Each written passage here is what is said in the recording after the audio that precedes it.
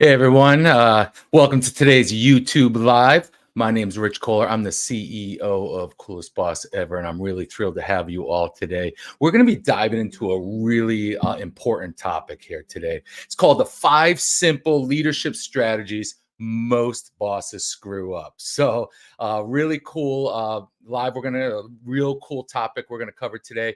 I'm really excited for it. So, you really want to pay attention, maybe take some notes today because these 5 simple strategies, could change your whole company culture and the trajectory of your company. So cool. Let's get started. So why are we talking about this? We're talking about this because with all the experience that I have talking with different bosses, small business owners, especially, that's who I like to specialize in. But humans are humans. And whether it's a big company or a smaller company, uh, humans are humans. They react specific ways, and we have to address that. So how do bosses screw up? Well, I got the 5 here, and we're going to take it step by step. We're going to tell you why it's important, what could be happening on negative if you're not following these simple strategies, but also how to fix it. Okay, so let's get started. First one is clear communication. So it sounds so simple. Once again, these are simple, not to be confused with easy. So clear communication. As a small business owner myself for the last 29 years, it's easy to get caught up in the day-to-day stuff. There's a lot of things going on. You see all these leadership courses and books and all of these things, and it all sounds good in theory and principle. And when you're sitting down reading a book, but when it's day to day and you're dealing with humans and everybody, your employees, they have their lives going on. They're not always coming to work at 100%, and neither are you. So clear communication is going to be important. Same thing as if you were raising a child. There's so many gray areas. So how can we have clear communication? Really, when you're communicating with your people, you want to make sure that you're using simple language. You don't have to be too fancy. Tell them this is what needs to be done. This is the desired outcome. And we'll get into some of the other stuff like systems and everything later. But this is the desired outcome. This is when we need it to be done by. And then, communicate to them. This is what needs to be done. If I told you that I needed a hole in the backyard, and I said, hurry up, get it done. This needs to be done. This is important. Dig a hole. Well, you'd be like, yeah, okay. What's this hole for? I need to know, what is it for? That will help me get the best job done in the best, quickest way possible. Well, if I told you, well, I want to plant a small fruit tree, so to speak, and we need a hole that's approximately 2 feet in diameter and 2 feet or 3 feet deep. I'm not, I don't plant fruit trees, but I'm just using it as an example. Now all of a sudden the person's like, okay, I got to go 2 feet down, 2 feet wide. This is the tools that I have to use to get the best job done, and I can do this. And this is the time period I need to do it by. Clear communication, and with communication, and there's quite a bit to communicating, but with that is also listening. I'm a firm believer that I want to create the put the right person in the right roles, roles that they're going to excel at, that they're going to love, that they're going to grow with, and then possibly move on to bigger and better roles. But for now, I want to make sure I put the person in the right role. I want to know, maybe they have some ideas. So I'm going to be listening to them. I'm going to ask them, and you'll get into this as you become a better leader. Meaning, what is a good leader? Well, I guess you could judge it on the results of your team, of your employees, or whoever. But you know, I want to make sure I put the right person in there. So I want to listen to what they have to say. I'm going to ask them questions. If I say, well, what do you think would be the best tool to use? Or what do you think about this? How about that? And let them come up with their own answers. Otherwise you're going to become a micromanager and tell them, how to do it every time. And we all know that path. That's not the best path to take. So clear communication would be number one. Simple language. And then when you're done telling them what the job is, whatever the task may be, summarize it. So this is, we said we're going to do this, we said we're going to do that. What do you think about this? Do you have any questions? And they're either going to say yes or no. And once again, sometimes when they ask questions, you can answer them with a question so that they can find the answer within them. So number one, clear communication. Now, delegation, why is that a problem? As a small business owner, it's really easy to get caught up in the whole attitude of, you know what, if you want it done right, I'll do it myself. And maybe that's why you did become a small business owner as opposed to just working for somebody else. You were told so many times that you're so good at what you do. You're so passionate about this. Why are you working for someone else? You hear this from clients or customers, and it's so easy to have what they call, as Michael Gerber, the legendary Michael Gerber, when it came to small business and systems and so forth, he'd say entrepreneurial seizure. Like, whoa, you know what? I should just become an entrepreneur. I should just start my own business. And then you find out real quick that delegation is going to be on you. You're not just going to be the technician and do the skill related stuff that you were doing and getting praised on before. But now you have to do everything. You got to do the marketing. You got to do the accounting, the bookkeeping. You have to do the cleaning. You have to do all these other roles that you probably weren't thinking about when you were working for somebody else. But I can guarantee you, your boss back then, they were thinking about it. So delegation is obviously giving roles to certain people and different people within your company. And that's hard for a lot of business owners, especially small business owners, where they are just so concerned about it being at a certain level. So what you need to do, how do you overcome that? Well, micromanagement is a problem, because micromanaging is basically telling your employees, your team members, telling them that, look, I don't trust you to do a good job unless I'm right on top of you, looking over your shoulder, making sure you do it. And I think if you're going to ask any employees, their number one complaint would be that their supervisor, their manager, their boss micromanages them.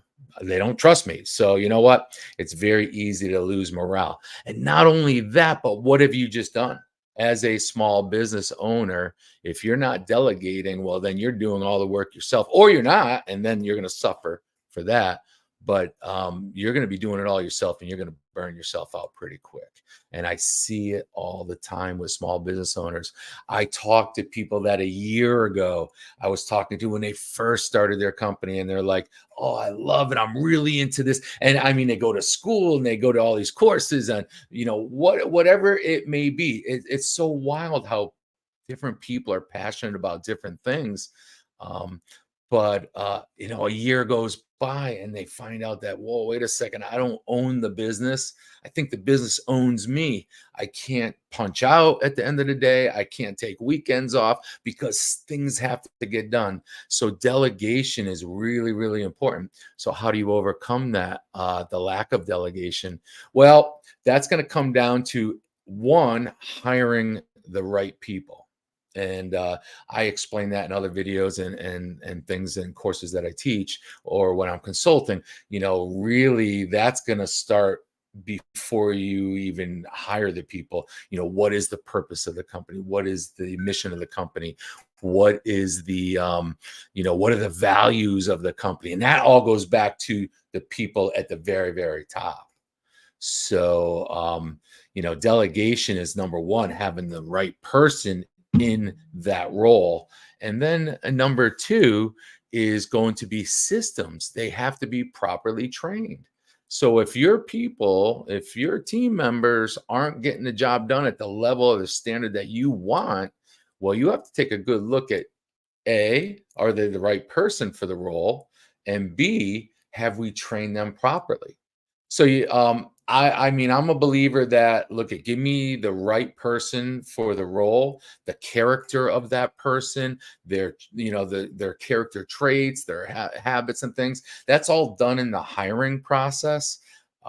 Then, as long as they have a base skill level, I can always teach the right person. But I'll tell you what, I'll take someone with a base skill level and with the right character, and I'll take them over a superstar on the technical aspect of it. But someone that's going to bring a toxic type of vibe to the company, the other people in your company aren't getting with this person. I mean, that really is bad for company culture. So that being said, delegation, a problem is burnout, desperation. You're going to start getting desperate business owners. And when anyone's desperate, then I've seen the nicest people outside of work, and then you put them in a workplace leadership role, and they're desperate and they're stressed out, and they are a lot of times different people, and not in the best light. So delegation, one was clear communication. Two, delegation. We want to delegate. We want to create systems. No matter how small or big they are, whether you videotape them, document them, and then have somebody work through it with them, now they're going to have good congruent systems getting the job done correctly. Number three is feedback. So it's really important. We have something in my business. I do own a martial arts and personal development center, very successful, that is run primarily by my team. And we have something called part of our philosophy of when we are teaching or instructing. And I mean, that's basically what you're doing when you're training people in your business, no matter what it is what we call the good finder. You may have heard of it as praise, correct, praise, or PCP, or whatever. And once again, it's got to be real. I mean, you can pretty much find something positive about most anyone in your business, your students, your clients, or whatever. You can find those positive things. If you can't find anything good, whether it's their energy level, whatever it may be, well, then, obviously, maybe it's not the right person for the role. But that being said, praise, correct, praise, point out the good things that are happening. So if you gave them a task and they come back, and you check it out, or they come back to you later on and they say, all right, I'm done, here it is. And you're like, oh my God, I can't believe it. What are they thinking? Because it's not at your level. Well, you got to ask yourself, were they trained properly? Was the desired outcome communicated clearly? It's going to go back to the leadership role, whoever that may be. But when you have those systems in place to delegate these specific roles for each people, you're going to have good feedback, and you want to have good feedback. All right. Hey, wow, check it out. You did a really good job, digging that hole. I see you went 2 feet in diameter, you went 2 feet down, but you noticed that there are other things that they need to step up on. So instead of pointing those out at the very beginning, start with something good. Be a good finder. If that's something you can, take from this video, is next time you go and you're checking out the work and the results of, people that report to you, tell yourself, I'm going to be a good finder. I'm going to look for the good things that they did. Then I can add in what needs to be done in addition to. So, for instance, hey, you dug a great hole. It's 2 feet in diameter. It's 2 feet deep. But you noticed that there was a lot of roots in there still, or some big rocks still in the hole, or, something along that line. You could say, hey, let's take care of those roots. Let's take care of those rocks. There's a little bit of those that we take care of those. We get those out of there. Bam, we're ready to roll, man. Hey, wow, did some good work there. I know it's tough. It's hot out, but you did it. Let's get that done. And then you know what? In a little while, we should be able to plant that tree. So let me know. So just a very simple, remember, humans are humans. You don't have to talk in some lingo, make yourself feel smart kind of way. Let people respect people, and you'll respect them, and you'll acknowledge their effort. If you're into growth mindset, you'll acknowledge their effort, and that just promotes more effort. Isn't that what you want? You want your people to do their best. So give them that feedback. What is it? This is what you did that was good. This is what needs to be done. And then you can always sandwich it with, wow, man, that's it. Let's get that tree in there. Let's rock and roll. Wow, great. Nice work. And notice I don't always say good job. That's a common thing for people. They'll say good job. And when you say good job, I mean, of course, let's be real. In the business world, or anything, quite honestly, sports, what have you, results count. Of course they count. But when everything is focused on good job, good results, good, what's going to happen is, you're going to get people that are going to be afraid to go above and beyond. They're going to afraid to be innovative. They're going to be afraid to do something that's outside their job description, all in fear of them not doing a good job, because in their mind, you're going to see that everything is going to be outcome based in their mind. So they're not willing to take that chance of doing a crappy job. And we all know, when we're learning new things, and I mean, how do you get better? You got to learn new things. We all know that we're gonna probably do crappy at the beginning. And if you're so based, and your confidence level and your self-esteem and everything is so based on doing a good job, high five, then you're not going to take any chances of doing a crappy job. And then therefore that's going to hold you back even more. And it's going to hold you back in your job role as well. So good work. Wow, you worked your butt off on that. Let's do this. Let's do that. I see you did that. Awesome. And let's take it to the next level. And that will motivate your people. Because remember, you don't motivate people as a leader. They have the motivation with them. And that's a whole nother video. Self-motivation. It's our job as leaders to pull that motivation that's already within them out of them. And there's ways of doing that. And we'll talk about that in another video. But for now, give them that feedback. You got to give them some feedback. Don't just assume they're going to get their job done. Don't just assume just because they get paid at the end of the day that, they're just doing their job. I shouldn't have to tell them that, their work is good, or, I appreciate it, or any of that. Come on now. You want a dream team? You want to build a dream team? Well, you know what? The people that are at the highest levels, they love to hear the fact that their hard work and their dedication and their commitment and their sacrifice is being recognized, and that they're contributing to the success of the company, not to you as the boss, but to the success of the company, whatever that company's purpose is. And it's always going to be something to help people. I mean, that's what companies do. I mean, on all levels, it's all about creating and providing a solution for people. And once again, if you have that alignment from your team, they're aligned with the purpose of the company. You don't have to be a micromanager. You don't have to do any of that. You don't have to motivate them. They'll be motivated from within. But they're going to need this other stuff. So we got the feedback for number 3. Number 4, recognition and reward. So I'm just going to hit this real quick, but this is really, really valuable, important, powerful stuff. A lot of people get caught, especially post-pandemic. A lot of people get caught in extrinsic motivation because, for the most part, most people are brought up on that as little kids. So what is the difference between extrinsic motivation and intrinsic motivation? Well, external extrinsic motivation is obviously doing something outside, high fives. Hey, good job, pat on the back. It's obviously giving them higher compensation, salaries, the perks, the bonuses, all of those external things that are given to them. So, you tell someone, hey, good job, high five. That's going to mean something to them. There's no doubt about it. But that wears off pretty quick.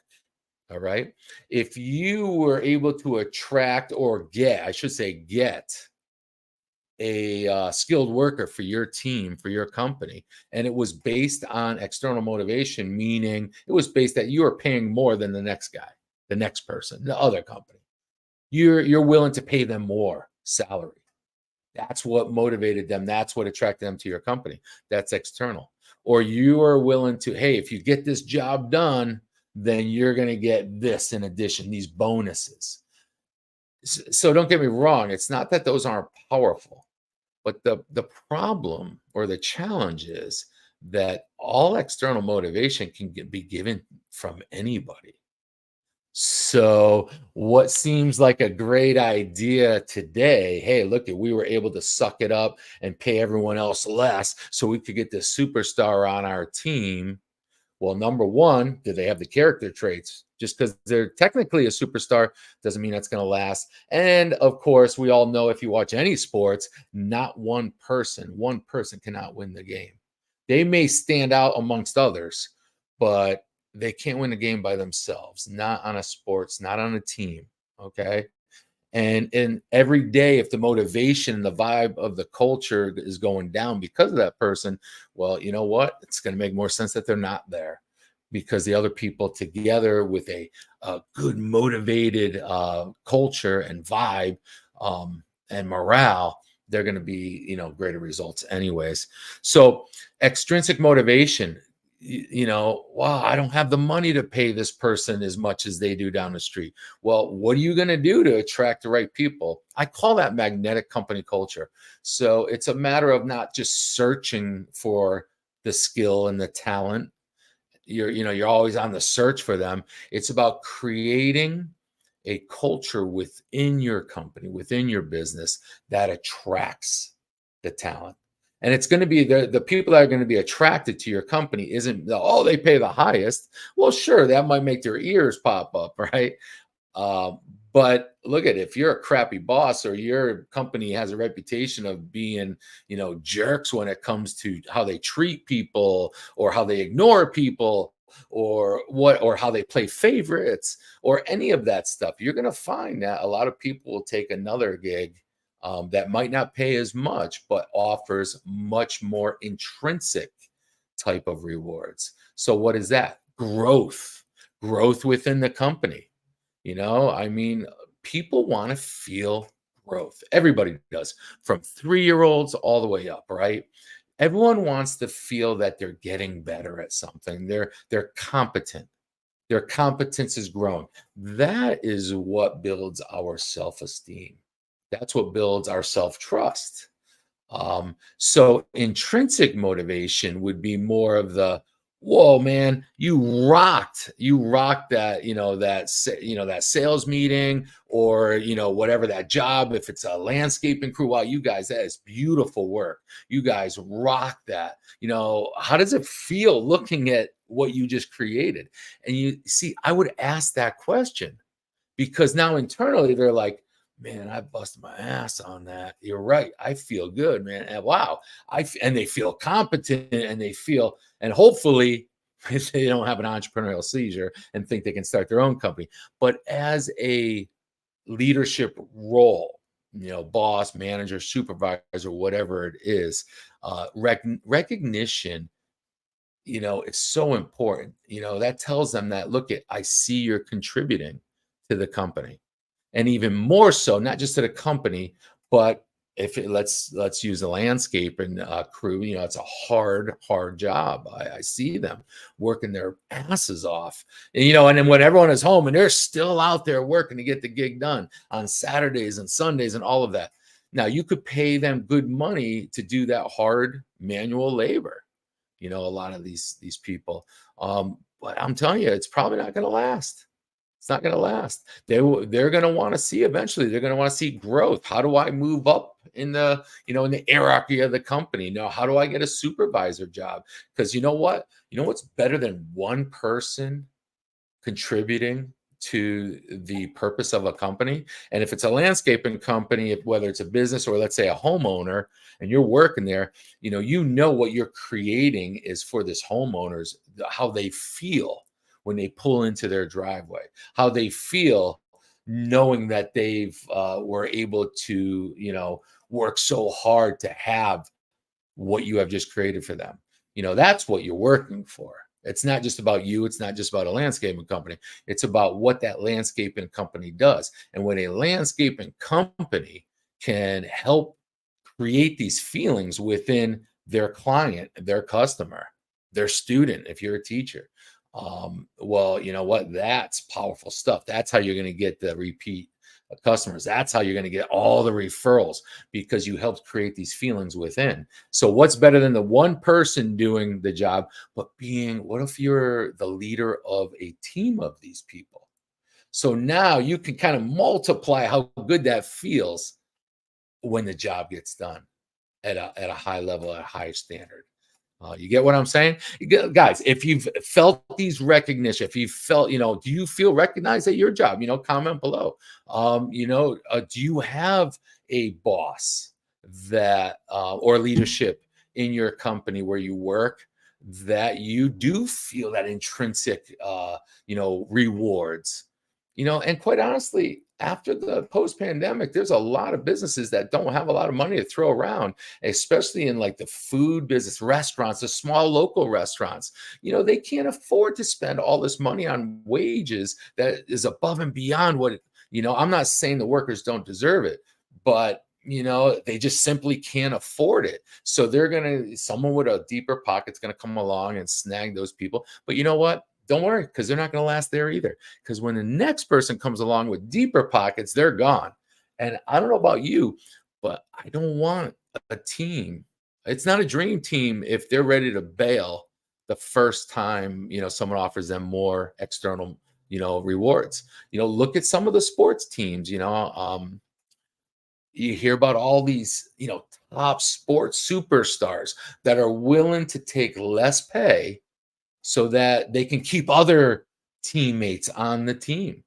I mean, not only are they willing to give up money, you know, but look at what they're doing. Look at what that's creating. That's an intrinsic motivation within the team because other team members are like, holy crap, this dude's willing to give up millions of dollars just to keep the rest of us as a team so that we can all achieve our childhood dream of winning this championship. That's super, super powerful. Super powerful stuff. And a lot of these teammates aren't going to want to leave and vice versa. You hear a lot of superstars on sports teams that are willing to give up the biggest paychecks to get to a new team because they just don't want to be on that team. They don't align with it. They don't align with the leadership. They don't align with the culture. And they're willing to give up millions of dollars. I mean, that's pretty impressive too. That tells you straight out that they're not in it just for the money. And I'm sure, if we're talking about sports teams here, that they're 5, 6, 7 years, 8 years old, busting their ass to get really good at their sport. They're not thinking, I'm going to be a millionaire. I'm going to be a millionaire. They're probably thinking of other things such as championships and being able to play and perform at the highest levels. That's intrinsic motivation. So there you go. There's why motivation is so important. And that's why recognition and reward doesn't always have to be with monetary or trips or stuff like that. But you know what? It is important that you recognize these people in front of the team because you say, hey, let's recognize the sacrifice, the commitment, the work, the effort that this individual put into our shared outcome, whatever the purpose is of our company. And everybody's is going to want to get a piece of that action. And that doesn't cost anything. That's just good leadership. So number 1 was clear communication. Number 2 was delegation. Number 3 was feedback. Number 4, recognition and reward. Number 5, leading by example. So those of you that don't know me, I've been empowering people physically through martial arts self-defense as well as personal development for the last almost 35 years now, all ages from 3-year-olds all the way up to, people in their 70s, late 70s. So really cool stuff, but I've been doing it a long time. And the people that come to us, they're not coming to us to learn punches and kicks per se. That's just the vehicle. They're coming to us because they're looking for a specific feeling, whether it's more confidence, whether it's confidence to leave a toxic environment, whether it's a job or a relationship or whatever, or maybe they're coming to us for confidence because they were shattered due to a traumatic event. I've consulted with people that had, literal home invasions, carjackings, amongst other things, sexual assaults, things like the worst of the worst, right? I've dealt with these people. And it was my purpose, my job. They came to me because they wanted to feel differently than how they were feeling because of their situation in their life. I've obviously dealt with a lot of clients that were self-made business people, self-made millionaires. So I got to get inside their head, and I'm not going to them as a self-made a million business owner that's has a multi-million-dollar business. They're not coming to me in that. They're coming to me because they want something else. But in the meantime, I get to say, wow, this is what this person is like on the inside. And that's what helped contribute to them building a multi-million dollar company per se. But regardless, it's about humans. So I have to learn, how do I build up their confidence? How do I redirect or have them teach them how to reframe their thought patterns? Because thoughts are going to create, feelings and actions create results in real life. You can't just think about stuff like law of attraction. Law of attraction. Yeah, you want to focus on what you want to grow, but it's not magic. What it does is it just opens up your subconscious to be able to attract opportunities that will help fulfill that manifestation, without getting into that stuff. But that's the reality of it. What you're thinking, if you wake up every morning, you're like, oh man, I'm tired, my job sucks, what you think anything magical is going to happen that day in your job? You think you're going to end up in the, hey, how's it going today? Same shit, different day. I mean, come on, we only live once. So leading by example, I always say the greatest leaders to others started by becoming the greatest leader to themselves first. It's self leadership. You can't just read a book on leadership and then bark out all these theories and persuasive stuff and influential stuff and all of that stuff if you don't first believe it and had it work for yourself first. So, do you want a fitness trainer that is obese? Not if it's a fitness trainer. I mean, that person is probably better off in a different role. They, I'm sure, have skills and talent for other stuff. But if you are, overweight and you're a fitness trainer, that's, I don't know how that sits with potential clients or customers. I mean, come on, you can't argue with that. Same thing with, same thing, I guess you could say for a self-defense instructor. If you feel that you can walk into a studio or wherever where you want to learn self-defense and you think you can kick, the instructor's ass, and you're there because of self-defense, well, look at some of the best self-defense instructors. They're not, fitness people and stuff like that.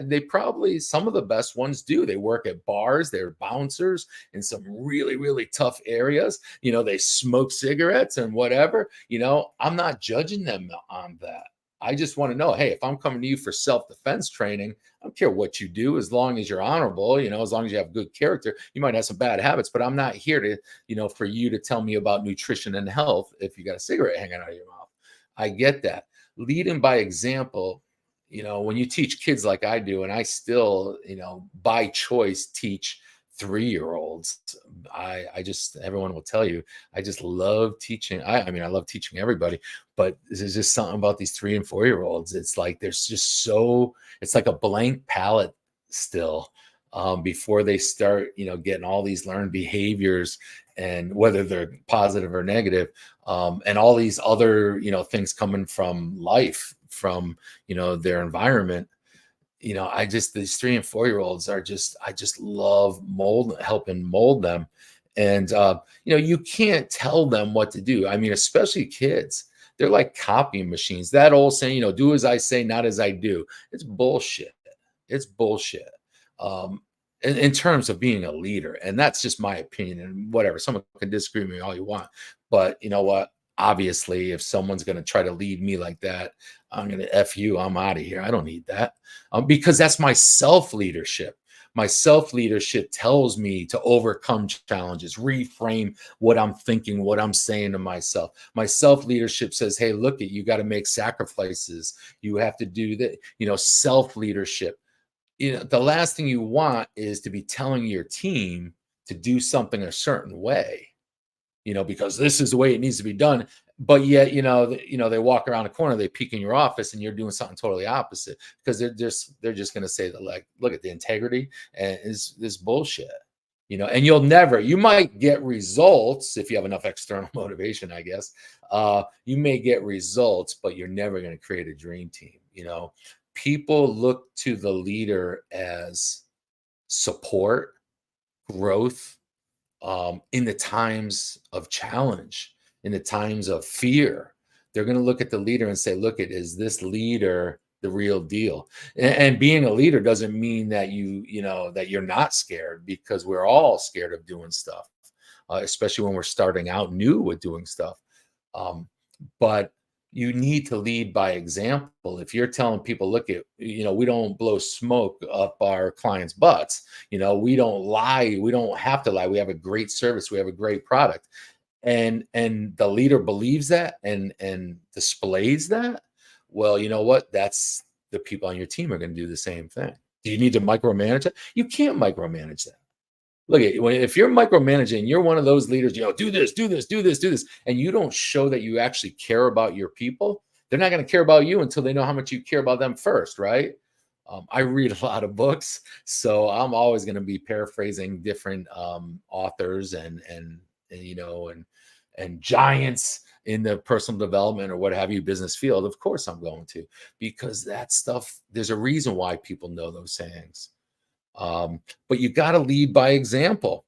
Your values. When I first work with someone, for instance, a small business owner, and I like small businesses, especially because I know I'm dealing with the passion, the creator, or people at the very top of the company, because that's where the power of the culture is going to come from. That's why it's very impressive when a CEO can walk into a huge company and change it for the positive. It's like that's really impressive, because they may be dealing with so many toxic and negative types of policies or what have you, or behaviors or expectations from the team, the employees that have been entrenched in there for years. And to turn that around, that's powerful stuff, and it can be done. It is done. So, but working with small business owners, that allows me to really start with the self leadership. And so that being said, magnetic company cultures, that's a methodology that I use. See it, believe it, achieve it. And it's kind of off of the old Napoleon Hill, conceive it, believe it, achieve it.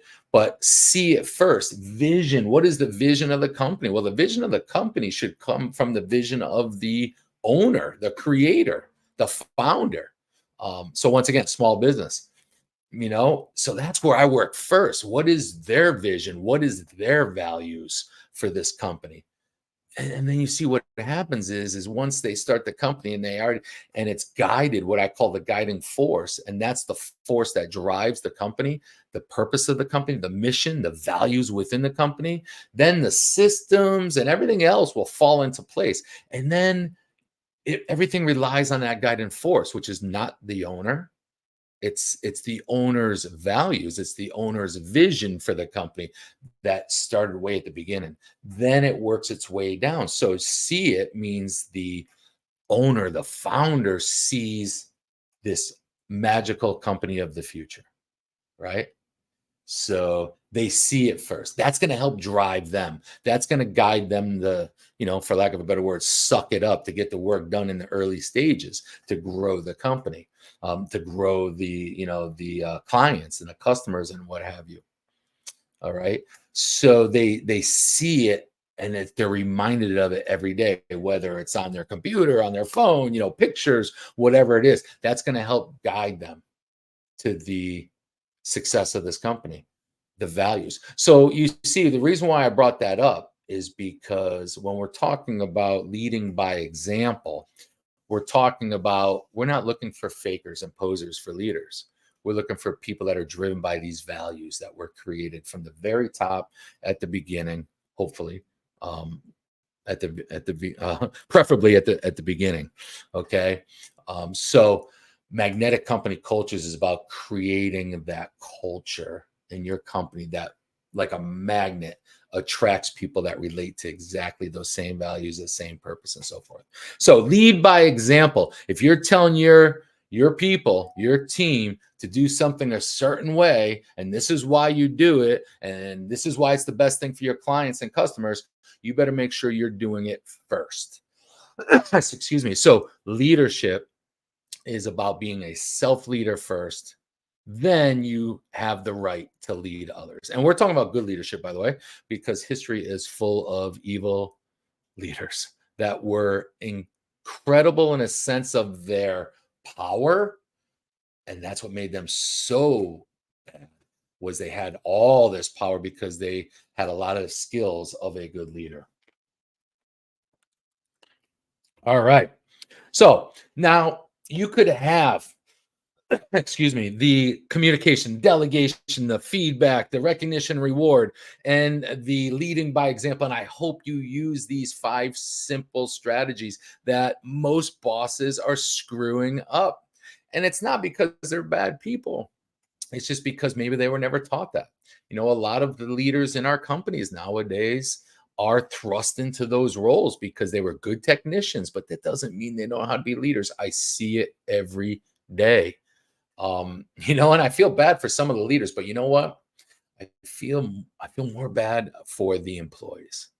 That's why I even started doing, consulting and coaching in this area, is because I felt bad for employees too that get treated like crap, for poor leadership, because of poor leadership. We're going to be, everybody's going to be doing work. They're going to be working, the majority of their life, and you only live once. Why not do something, why not be in a job? Why not be employed by someone where you love going there? You love being there. You're not going to love it every day. Let's be serious, but you love being a part of it. That's why when you see like charity events and you see all these hardworking people there, and most of them are volunteers.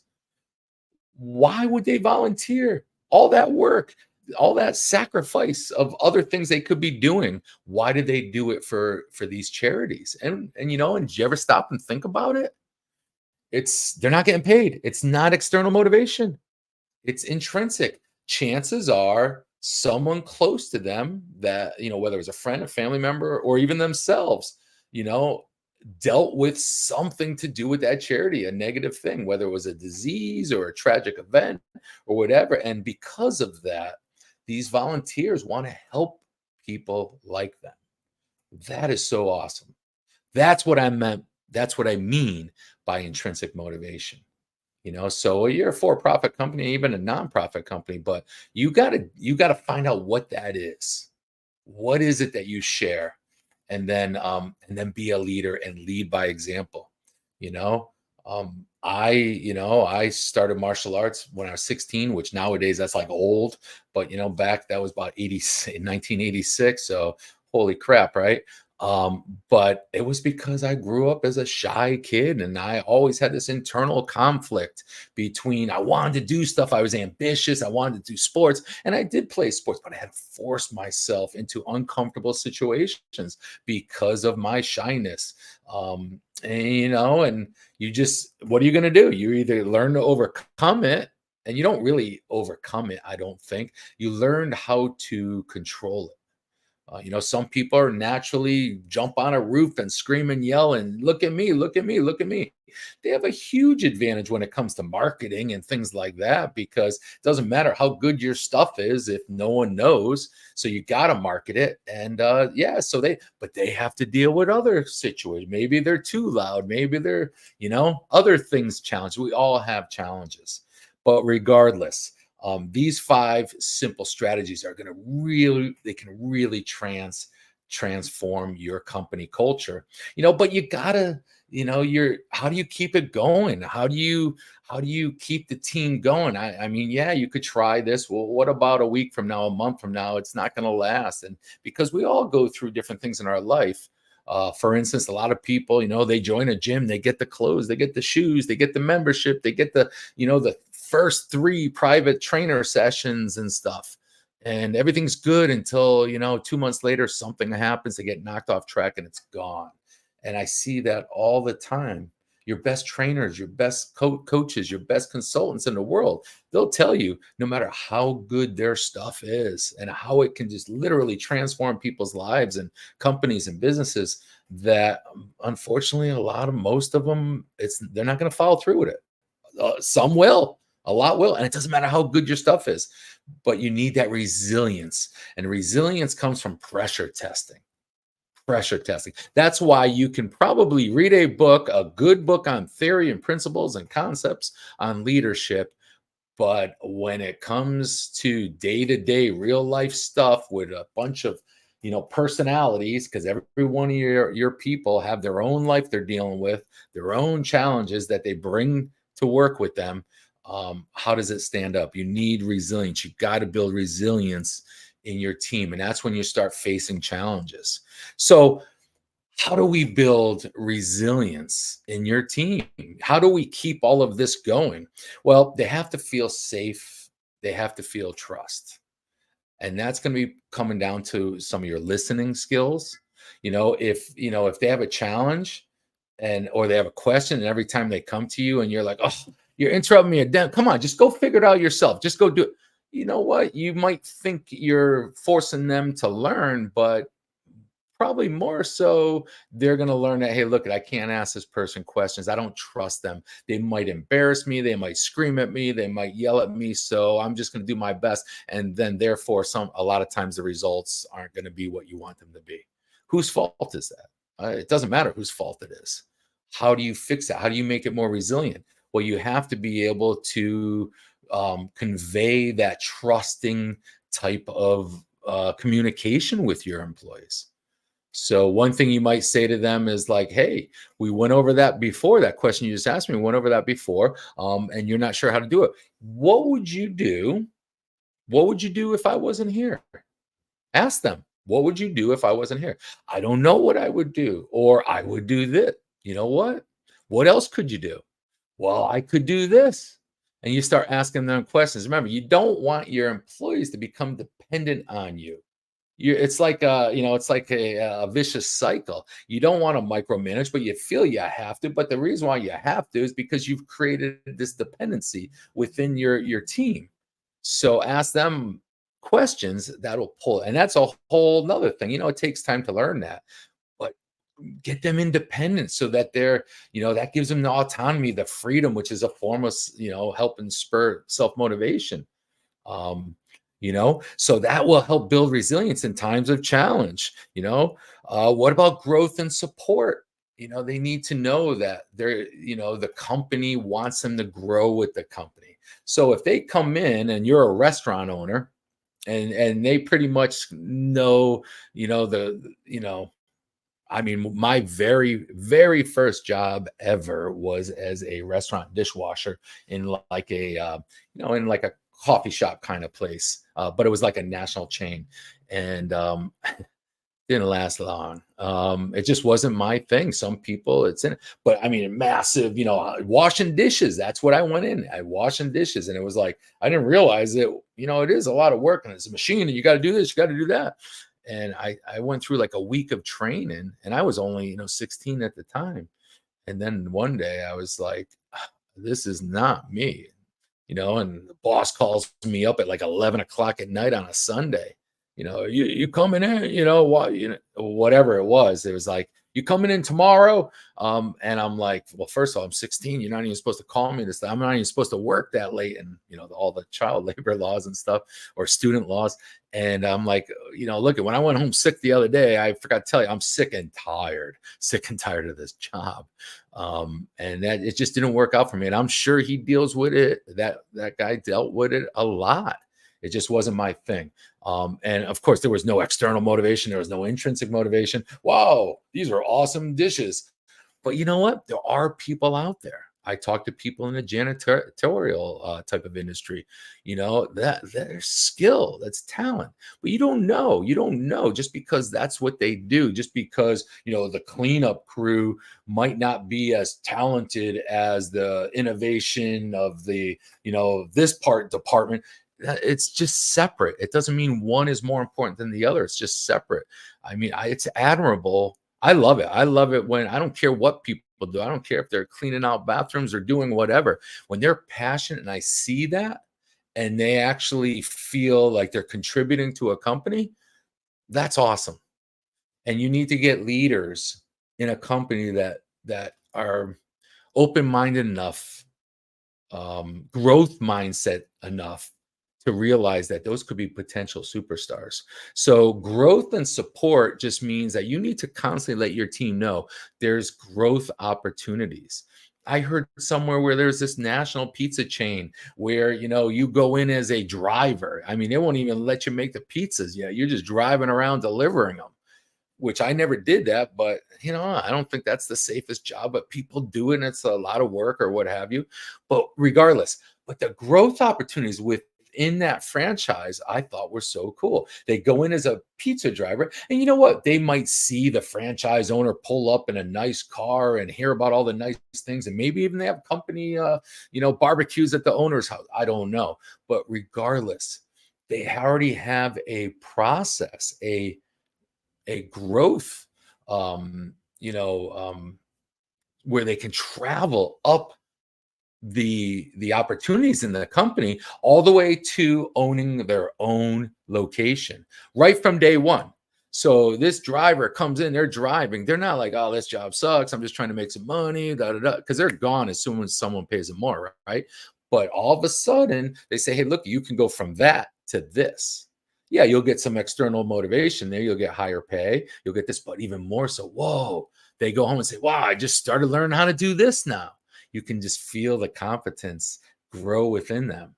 And that builds their confidence, that builds their self-esteem. Now they're more motivated to go back to work and learn more. Then they can get to this level and then this level and this. And then you have to support them along the way. You're not just trying to recruit managers.